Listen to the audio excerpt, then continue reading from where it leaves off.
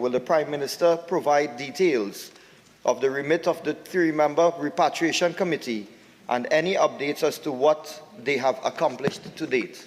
Madam Speaker, at an earlier time, the government was very clear as to what the remit was for these persons who are assisting the government in dealing with this very sensitive matter. The persons are, in fact, engaging the families and the persons of interest, and at the moment, they have not yet reported to the government, so therefore there's nothing to report at this stage.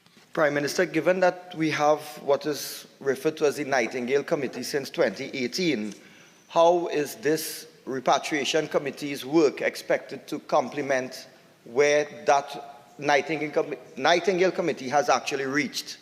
In speaking to the state about this matter and the role that these people, the 3-man committee, will play, it was not in the context of any Nightingale Committee.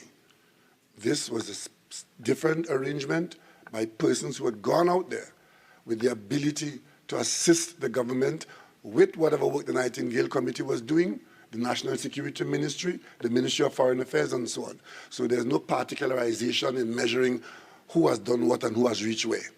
It's one assignment, and all the components will be managed by the government of Trinidad and Tobago. Does the Repatriation Committee have any timelines with which to work with in terms of repatriating children in conflict zones?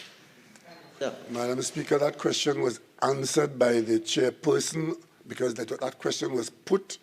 It is a very strange question because we are trying to indicate how sensitive and how difficult this matter is, and therefore it would be ridiculous to be putting a timeline on it because we do not even know exactly what we are dealing with, Madam Speaker.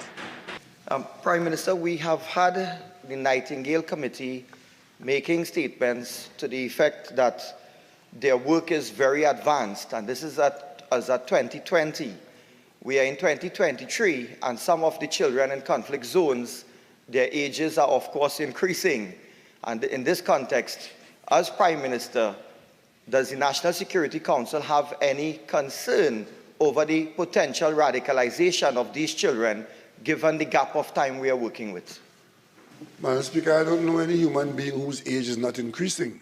But the bottom line is that this matter is not as simplistic as the member is trying to make it. It is because the government is concerned why we've taken the initiatives we have taken.